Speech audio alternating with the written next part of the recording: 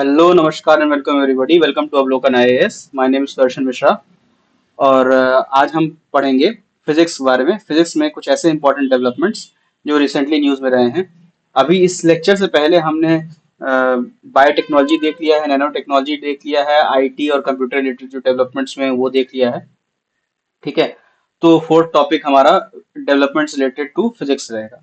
ठीक है। ये डिस्कवरीज और कॉन्सेप्ट साइंस के फील्ड में एक रोशनी डालना है, तो चलिए बिना किसी देरी के शुरू करते हैं फिर इनको। सबसे पहला टॉपिक है elementary particles and related terms. ठीक है। तो एलिमेंट्री पार्टिकल्स होते क्या हैं? सबसे बेसिक इन क्वेश्चन, एलिमेंट्री पार्टिकल्स क्या होता है? तो एलिमेंट्री पार्टिकल्स वो सबसे छोटे और बेसिक ब्लॉक्स होते हैं जिनसे पूरी यूनिवर्स बनी हुई है। ठीक है। ये पार्टिकल्स आगे मिलकर नए पार्टिकल्स बनाते हैं, जैसे प्रोटॉन्स और न्यूट्रॉन्स वगैरह। ठीक। और अगर हायरार्की देखी जाए तो मॉलिक्यूल्स मिलकर एटम्स बनाते हैं। एटम्स के अंदर एक न्यूक्लियस होता है जिसमें प्रोटॉन्स और न्यूट्रॉन्स होते हैं। ये प्रोटॉन्स और न्यूट्रॉन्स फर्दर क्वार्क्स से बने होते हैं, और इसके अलावा इलेक्ट्रॉन्स न्यूक्लियस के आसपास घूम रहा होता है। ठीक है। तो standard model of particle physics एक थ्योरेटिकल फ्रेमवर्क। इसके बाद फिर आते हैं हम standard model of particle physics पे। तो standard model of particle physics एक थ्योरेटिकल फ्रेमवर्क है जो ये बताता है कि यूनिवर्स किन बेसिक पार्टिकल्स और फोर्सेस से बना हुआ है। ठीक है। इसमें क्वार्क्स, लेप्टन्स, बोसॉन्स और बाकी चार फंडामेंटल फोर्स एक्सप्लेन किए गए हैं। ठीक है। इसके बाद में हम आते हैं, ये चार फंडामेंटल फोर्स जानते हैं। पहले ये चार फंडामेंटल फोर्स हैं क्या क्या? ये चार फंडामेंटल फोर्स है। सबसे पहला इलेक्ट्रोमैग्नेटिक फोर्स हुआ। ठीक है। ये फोटोन के थ्रू काम करता है। फिर दूसरा फंडामेंटल फोर्स हुआ स्ट्रॉन्ग न्यूक्लियर फोर्स। ये ग्लूकॉन्स के थ्रू काम करता है। फिर तीसरा है वीक न्यूक्लियर फोर्स। ये डब्ल्यू और जेड बोसॉन्स इसे कैरी करते हैं। और चौथा है ग्रेविटी, जो स्टैंडर्ड मॉडल से प्रॉपर्ली एक्सप्लेन नहीं होती है। ग्रेविटी फोर्स को एक्सप्लेन करने के लिए अलग टॉपिक, अलग चीज है। तो यही चार फोर्सेस हैं। तो आपको इसमें कुछ खास याद नहीं रखना है, बस ये याद रखना है standard model of particle physics है क्या, ये कहता क्या है। तो इसको मैं फिर से एक बार मोटा मोटी समझा देता हूँ कि ये बस यूनिवर्स किन बेसिक पार्टिकल्स और फोर्सेस से बना हुआ है, इसके बारे में बस बात करता है standard model of particle physics. ठीक है। और जैसे पार्टिकल क्वार्क्स जो हैं, जो प्रोटॉन्स और न्यूट्रॉन्स से बने, जो प्रोटॉन्स और न्यूट्रॉन्स बनाते हैं, और लेप्टॉन्स, ठीक है, जो इलेक्ट्रॉन्स इंक्लूड करते हैं, वो जितने भी नोन मैटर हैं वो सारे मैटर इन्हीं से बने हुए हैं। ठीक है। क्वार्क्स और लेप्टॉन्स से, क्वार्क्स प्रोटॉन्स और न्यूट्रॉन्स बनाते हैं, और लेप्टॉन्स इलेक्ट्रॉन्स इंक्लूड करते हैं। ठीक है। और उसके बाद फिर एक और चीज बताता है कि कैसे force carrying particles bosons influence करते हैं क्वार्क्स और लेप्टॉन्स को। तो यही दो चीज ये बताता है standard model of particle physics. इसके अलावा आपको कुछ और इसमें ध्यान रखने की जरूरत नहीं है। ठीक है। और चार फंडामेंटल फोर्सेस का नाम याद रखना आप। ठीक है। ये आपके नॉर्मल जीके के लिए भी जरूरी है, हो सकता है पूछ भी ले स्टेटमेंट वाइज में, लेकिन चांसेस कम है, लेकिन फिर भी याद रखना आप। ठीक है। फिर अब इसके बाद नेक्स्ट टॉपिक पे आते हैं हिग्स बोसॉन पे। ये न्यूज में क्यों है? क्योंकि नोबेल प्राइज विनर जो है पीटर हिग्स, जिन्होंने हिग्स बोसॉन पार्टिकल का कॉन्सेप्ट दिया था, उनका रिसेंटली वो उनकी डेथ हुई है, इसलिए थोड़ा ये न्यूज में है। ठीक है। हिग्स बोसॉन, पीटर हिग्स के बारे में थोड़ा जान लेते हैं कि उन्होंने हिग्स फील्ड की 1964 में इन्होंने प्रपोज किया था। ठीक है। ये एक न्यू फील्ड, ये न्यू हिग्स फील्ड का कॉन्सेप्ट दिया था जो यूनिवर्स में हर जगह एग्जिस्ट करता है। ठीक है। ये फील्ड पार्टिकल्स को मास देता है, और 2012 में सर्न के एक लार्ज हैड्रन कोलाइडर, आप लोग को याद होगा एलएचसी का एक एक्सपेरिमेंट होने वाला था, सर्न को करना था। ठीक है। उन्होंने किया भी था कि उसके एक्सपेरिमेंट्स में हिग्स बोसॉन पार्टिकल का एग्जिस्टेंस प्रूव किया गया था। ठीक। और हिग्स फील्ड और मास के रिलेशनशिप की बात करें तो जब पार्टिकल्स हिग्स फील्ड के साथ इंटरेक्ट करती है तो उन्हें मास मिलता है, और इस प्रोसेस को ब्राउट एंगलर्ड हिग्स मैकेनिज्म कहते हैं। जितनी ज्यादा इंटरेक्शन उतना ज्यादा मास। आपको इतना चीजें याद रखने की जरूरत नहीं है। ठीक है। बस हिग्स बोसॉन के बारे में याद रखना, हिग्स बोसॉन क्या पार्टिकल है वो याद रखना है। ठीक है। ये एलिमेंट्री पार्टिकल है, इसको गॉड पार्टिकल भी कहते हैं। उस लार्ज हैड्रन कोलाइडर के एक्सपेरिमेंट में पता चला था कि there is a particle known as god particle, जो दिखता नहीं है लेकिन ये हर चीज में मौजूद रहता है। ठीक है। तो उसके बाद में फिर इसका जो मास है, ठीक है, एक तरह का बोसॉन है, इसकी मास है 125.335 GeV। ठीक है। और इसका स्पिन होता है 0। स्पिन जो केमिस्ट्री पढ़े होंगे 11 12 में वो समझ पा रहे होंगे। स्पिन अभी उसको तो नहीं समझाऊंगा मैं बैठ करके यहाँ पे, वो लंबा हो जाएगा, थोड़ा कॉम्प्लिकेटेड भी है, थोड़ा समझने में भी आपको दिक्कत हो जाएगी। तो इसलिए बेटर उसको बस ऐसे समझो कि उसका स्पिन जो स्केलर पार्टिकल का है स्पिन है इस पार्टिकल, हिग्स बोसॉन पार्टिकल का, उसका 0 होता है, ठीक है। फिर लाइफ टाइम इसकी बहुत शॉर्ट होती है, और ये डायरेक्टली डिटेक्ट नहीं होता, सिर्फ उसके डीके प्रोडक्ट से इनडायरेक्टली प्रूव किया जाता है कि हाँ ये पार्टिकल एग्जिस्ट करता था, ठीक है। तो ये हो गया गॉड पार्टिकल के बारे में। अब थोड़ा सर्न के बारे में जान लेते हैं।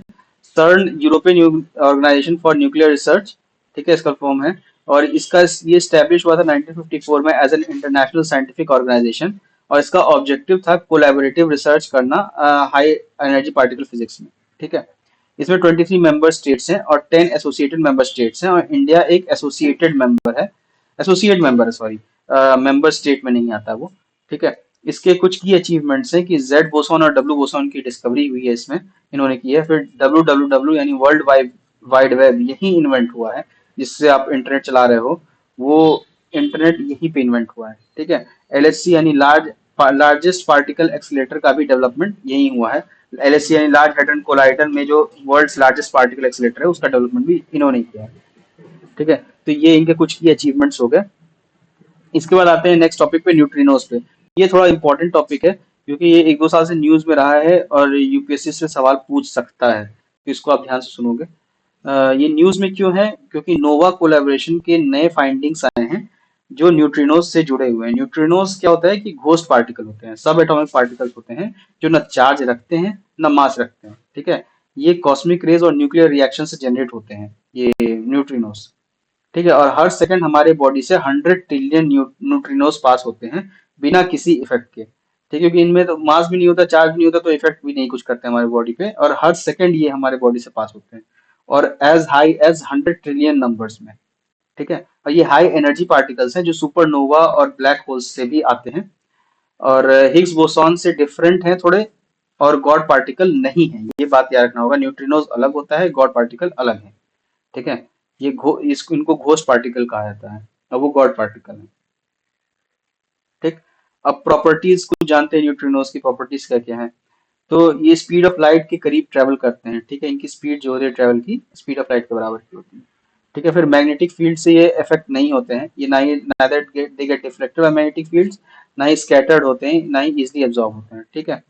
फिर उसके बाद फिर सीधे लाइन में मूव करते हैं। दूसरे इनकी तीसरी प्रॉपर्टी है कि एकदम स्ट्रेट लाइन में ये मूव करेंगे, ठीक। और यूनिवर्स के मोस्ट अबंडेंट पार्टिकल होते हैं, यानी सबसे ज्यादा यही पाए जाते हैं न्यूट्रिनोज दुनिया में, यूनिवर्स में, खाली दुनिया नहीं, यूनिवर्स में सबसे ज्यादा यही पाए जाते हैं न्यूट्रिनोज, ठीक है। आप इसी से अंदाजा लगा लो ना कि 100 ट्रिलियन एक बार बिना किसी इफेक्ट से हमारे बॉडी से हर सेकंड पास हो रहे हैं, तो कितने ज्यादा अबंडेंस होंगे, ठीक। फिर न्यूट्रिनो ऑब्जर्वेटरीज के बारे में जानते हैं। इंडियन न्यूट्रिनो ऑब्जर्वेटरी आईएनओ तमिलनाडु के बोडी वेस्ट हिल्स में बन रहा है, ठीक है। फिर इसका लोकेशन बताते हैं। फिर चाइना की ट्राइडेंट की बात करते हैं। एंड चाइना की Trident deep sea and neutrino telescope बना है, ठीक है। फिर आइस क्यूब ऑब्जर्वेटरी, ये वर्ल्ड की लार्जेस्ट न्यूट्रिनो ऑब्जर्वेटरी है, ठीक है। फिर अदर कॉस्मिक मैसेंजर्स के बारे में देख लेते हैं। कॉस्मिक रेज जो हैं, ये चार्ज पार्टिकल्स होते हैं जो स्पेस के मैग्नेटिक फील्ड से डिफ्लेक्ट होते हैं। फिर गामा रे बर्स्ट, जीआरबी, सबसे एनर्जेटिक इलेक्ट्रोमैग्नेटिक वेव्स होते हैं। तो आपको इसमें याद रखने की क्या जरूरत है, ये कॉस्मिक रेज की प्रॉपर्टी याद रखने की जरूरत है कि ये चार्ज पार्टिकल्स होते हैं और जो मैग्नेटिक फील्ड से डिफ्लेक्ट होते हैं। और गामा रे बर्स्ट के बारे में आपको याद रखने की जरूरत है कि शॉर्ट लिव्ड बर्स्ट होते हैं जो गामा रे लाइट से डिफ्लेक्ट होते हैं, ठीक है। सबसे एनर्जेटिक इलेक्ट्रोमैग्नेटिक वेव्स होते हैं, ये याद रखने की जरूरत है, ठीक। इसके बाद हम आते हैं क्वासार्स पे। क्वासार जो है शॉर्ट फॉर्म है क्वासी स्टेलर रेडियो सोर्स का, ठीक है। और ये they are powered by super massive, मतलब ये जो पावर रिसीव करते हैं वो सुपर मैसिव ब्लैक होल से रिसीव करते हैं। और ये सबसे ज्यादा ल्यूमिनस ऑब्जेक्ट्स होते, सबसे दुनिया की they are the most luminous object, मतलब सबसे ज्यादा लाइट ये एमिट करते हैं इन द यूनिवर्स, यूनिवर्स में सबसे वाले सबसे ज्यादा ल्यूमिनस ऑब्जेक्ट यही है, ठीक है। और उसके बाद फिर दे एमिट, ये रेडियो वेव्स एमिट करते हैं, विजिबल लाइट्स भी एमिट करते हैं, UV rays, infrared waves, X rays और गामा रेज, इतने तरह की रेज ये एमिट करते हैं, ठीक है। तो ये क्वासार हो गया। अब इसके बाद हम आते हैं ग्रेविटेशनल वेव्स पे। ग्रेविटेशनल वेव्स न्यूज में क्यों थे? तो एक न्यूट्रॉन स्टार और एक मिस्ट्री ऑब्जेक्ट की मर्जर डिटेक्ट किया गया है जो एक यूनिक इवेंट था, इसलिए ग्रेविटेशनल वेव्स न्यूज में थे, ठीक है। फिर इसके बाद में फिर मोर ऑन न्यूज में देखते हैं, मर्जर को ऑफिशियली नाम दिया गया है GW230529। ये नाम याद रखने की जरूरत नहीं है आपको, लेकिन देख लो, ठीक है। ठीक है, और ये डिटेक्ट किया गया है लीगो वर्गो कागरा कोलैबोरेशन इन 2023। ठीक है। फिर ग्रेविटेशनल वेव की, ये जो ग्रेविटेशनल वेव आई वो दो ऑब्जेक्ट के मर्जर से आई है। ठीक है, सबसे पहला हुआ न्यूट्रॉन स्टार, जो एक डेड स्टार है जो कोलैप्स हो चुका है, न्यूट्रॉन स्टार। ठीक है। फिर मिस्ट्री ऑब्जेक्ट जिसका मास एक मास गैप रेंज में आता है। ठीक है। ग्रेविटेशनल वेव्स के बारे में देख लेते हैं, ये जरूरी है, बाकी ये कहानी उतनी जरूरत नहीं है। ठीक है। ग्रेविटेशनल वेव्स होते क्या है, ये रिपल्स होते हैं स्पेस टाइम में जो मैसिव कॉस्मिक इवेंट्स से बनते हैं। ठीक है। आइंस्टाइन ने 1960 में इसको प्रेडिक्ट किया था, और ये स्पीड ऑफ लाइट से ट्रेवल करते हैं। 2015 में लीगो ऑब्जर्वेटरी ने इसे पहली बार डिटेक्ट किया था, और 2017 में नोबेल प्राइज भी इसी डिस्कवरी के लिए उनको मिला था। ठीक है। अच्छा, अब इसकी इंपॉर्टेंस क्या है, क्यों पढ़े फिर इसको? देखो, इसकी इंपॉर्टेंस ये हमें यूनिवर्स के अर्ली स्टेजेस को समझाने के लिए एक नया तरीका देते हैं। ब्लैक होल्स और न्यूट्रॉन स्टार्स के मर्जर का एनालिसिस करने में भी ये काफी हेल्प करते हैं। ठीक है। तो इसलिए ये इंपॉर्टेंट हो जाता है इनको पढ़ना। फिर कुछ इवेंट्स रिस्पॉन्सिबल हैं ग्रेविटेशन वेव्स के लिए, वो देख लेते हैं। जब एक स्टार सिमेट्रिकली एक्सप्लोड करता है, ठीक है, कॉल्ड सुपरनोवा, तो ये ग्रेविटेशनल वेव्स को जन्म देता है। फिर जब दो मैसिव ऑब्जेक्ट्स एक दूसरे का ऑर्बिट करते हैं, तो भी ग्रेविटेशनल वेव का आता है। फिर जब ब्लैक होल्स मर्ज होते हैं, तो भी ग्रेविटेशनल वेव्स का जन्म होता है। और ब्लैक होल्स और न्यूट्रॉन स्टार का मर्जर भी ग्रेविटेशनल वेव्स प्रोड्यूस करता है। ठीक है। अब लीगो पे आते हैं, लीगो क्या है? लीगो दो इंटरफेरोमीटर्स का एक सिस्टम है जिसमें हर एक के 4 किलोमीटर लंबाई के दो आर्म्स होते हैं जो एल शेप में अरेंज होते हैं। ठीक है। ये इंस्ट्रूमेंट एंटीने की तरह काम करते हैं, ताकि ग्रेविटेशनल वेव्स को डिटेक्ट किया जा सके।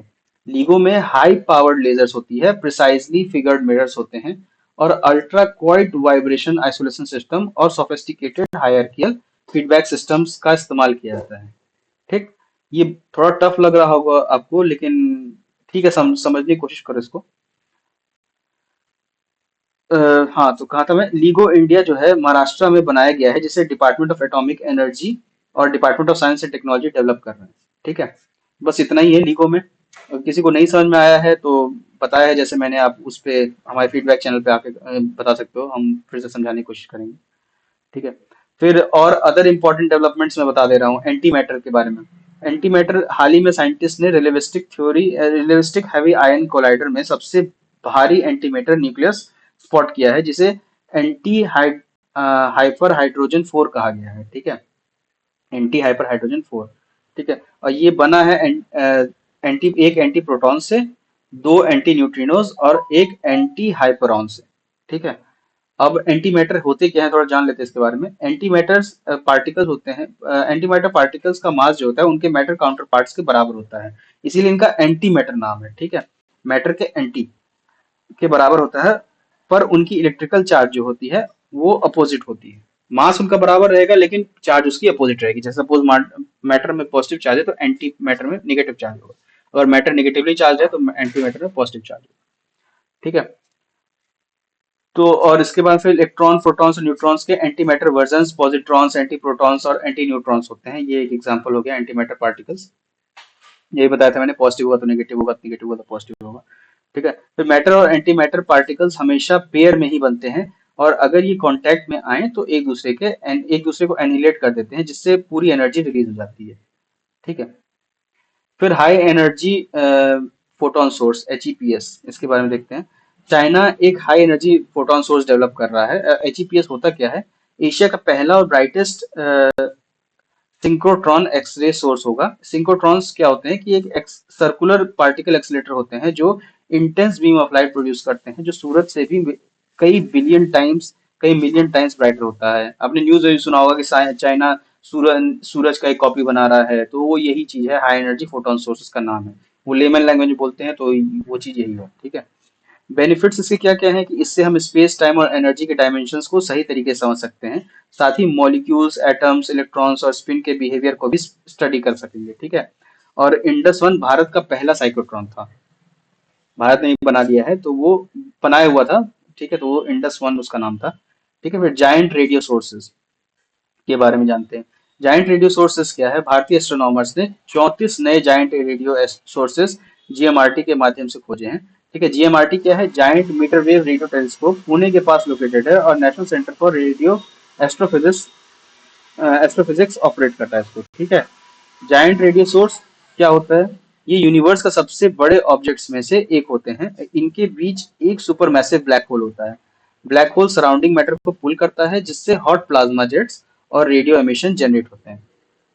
ठीक है, तो ये हो गया आपका जायंट रेडियो सोर्सेस। फिर दक्षा प्रोजेक्ट पे आते हैं।